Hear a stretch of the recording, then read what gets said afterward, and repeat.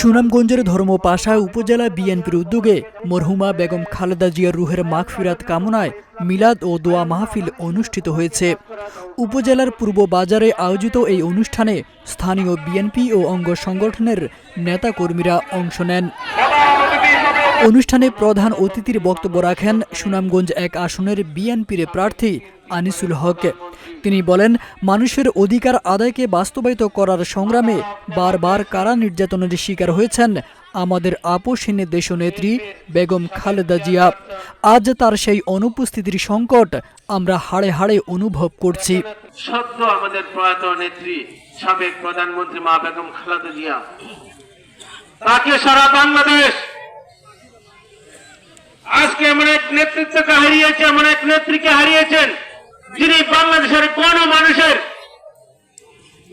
মানুষের চিন্তা করে অধিকার আদায়ের আন্দোলনকে চিন্তা করে গৃহবধূ থেকে যিনি রাজপথে আন্দোলন করেছিলেন 1983 সাল থেকে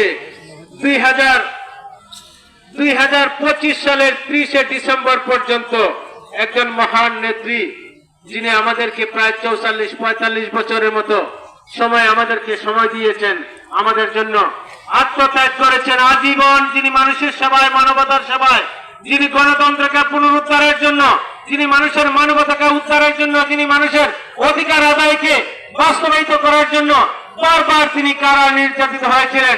আমাদের প্রিয় নেত্রী আপোষহীন দেশনেত্রী মা বেগম খালেদা জিয়ার ক্রাইসিস আজকে আমরা হারে হারে টের পাচ্ছি।